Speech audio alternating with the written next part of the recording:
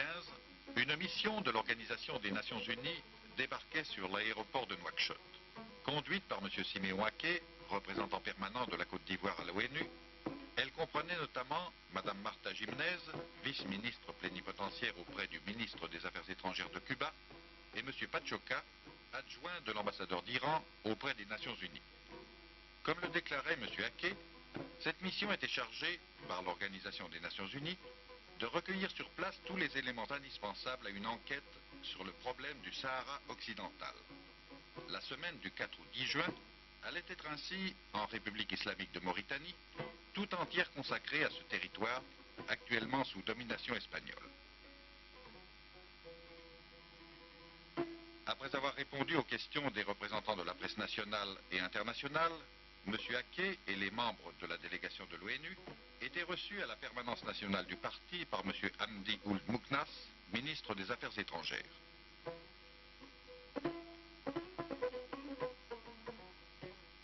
La délégation de l'Organisation des Nations Unies était ensuite reçue par M. Ahmed Ould Mohamed Salah, ministre de l'Intérieur. Une séance de travail au cours de laquelle étaient définitivement mis au point les détails du périple sur le territoire de la République de M. Aké et de ses collaborateurs.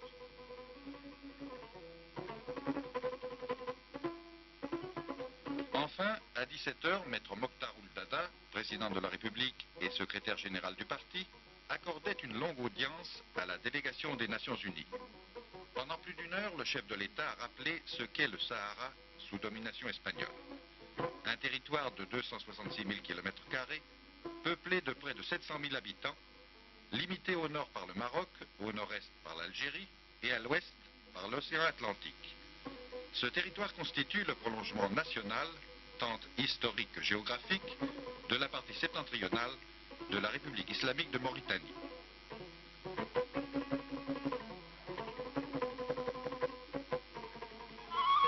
Dès le lendemain, la mission de l'ONU se posait à Attar, première étape d'une longue tournée qui devait les mener dans plusieurs villes du nord du pays. Après l'accueil des autorités de la 7e région, M. Aké et les membres de la délégation pouvaient mesurer, à l'ampleur de la foule qui se pressait sur le parcours, l'importance que la population mauritanienne attache au règlement du problème du Sahara occidental.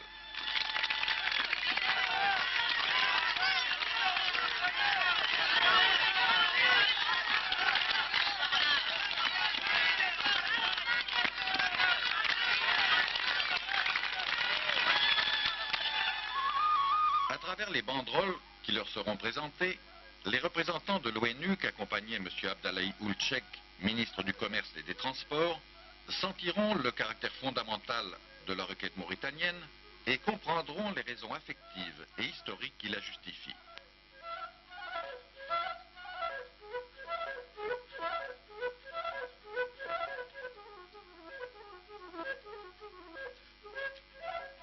À Fdéric, où elle était accueillie par le gouverneur, l'inspecteur du parti, le président de la commission régionale et les autorités de la région, la délégation allait sentir, comme à Attar, la chaleur du sentiment qu'éprouve le citoyen de la République islamique de Mauritanie à l'égard de son compatriote du Sahara occupé.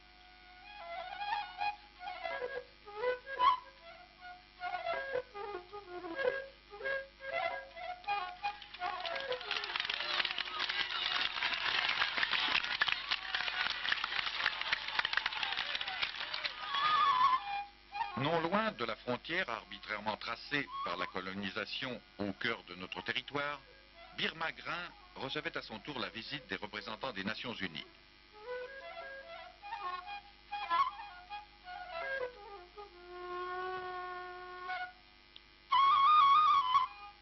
Cette région symbolise à elle seule le caractère aberrant de la frontière.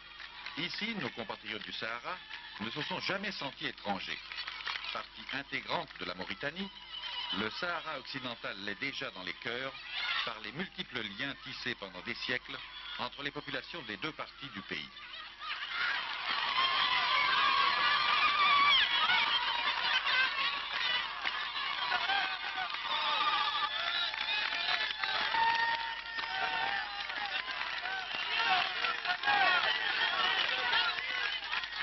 Les membres de la délégation des Nations Unies ont pu le constater, Bir Mogrin est le témoignage éclatant de cette interpénétration naturelle qui caractérise les deux parties du pays et de l'identité profonde des deux populations.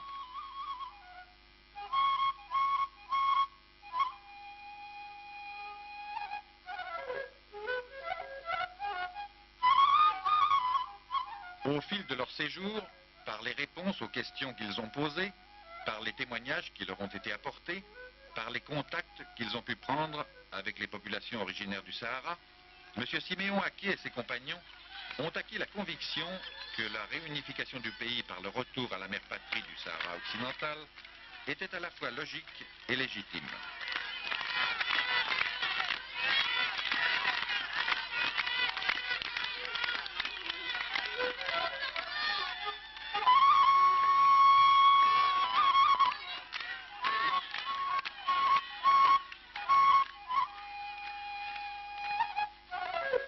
Une même famille, divisée par le colonisateur, par le moyen d'une frontière que plus rien aujourd'hui ne justifie, c'est bien de cela en effet qu'il s'agit. En termes nécessairement diplomatiques, M. Aké l'a implicitement reconnu.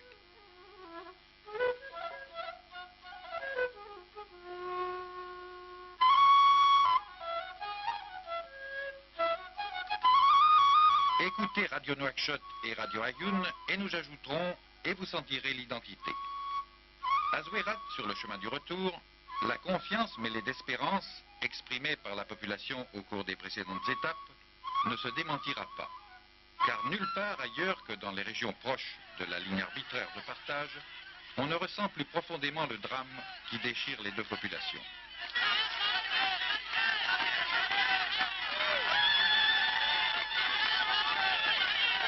Oubliant pour un instant l'objet essentiel de leur mission, les délégués de l'ONU ont été impressionnés par le gisement de Tazadit et les moyens mis en œuvre pour exploiter la montagne de fer, la célèbre Kedia d'Idjil.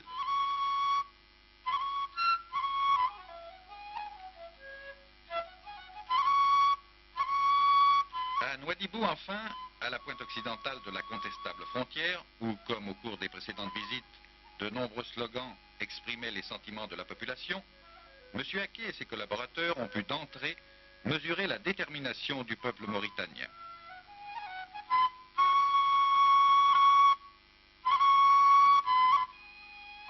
Accueillis par le gouverneur, l'inspecteur du parti, le président de la commission régionale, le préfet central et toutes les personnalités de la ville et de la région, les envoyés spéciaux de l'Organisation des Nations Unies allaient retrouver le même enthousiasme, mais aussi la même espérance, la même confiance dans la solidité de la requête formulée par la République islamique de Mauritanie pour la réintégration du Sahara occupé.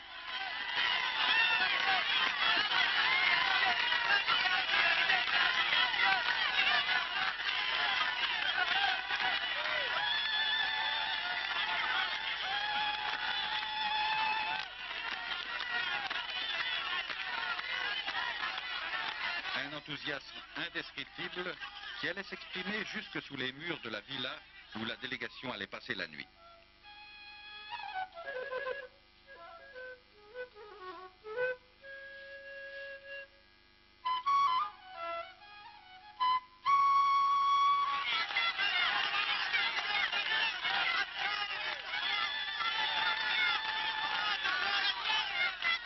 Ce n'était pas une manifestation gratuite, mais encore et toujours l'expression de la volonté populaire que soit enfin normalisée une situation aberrante issue de l'époque de la colonisation.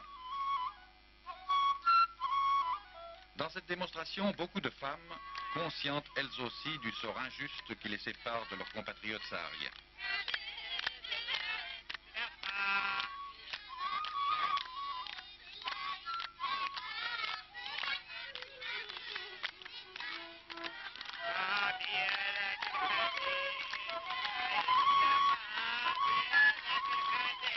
Des sentiments qui allaient s'exprimer jusqu'à la dernière minute, des minutes inoubliables pour les membres de la délégation de l'ONU.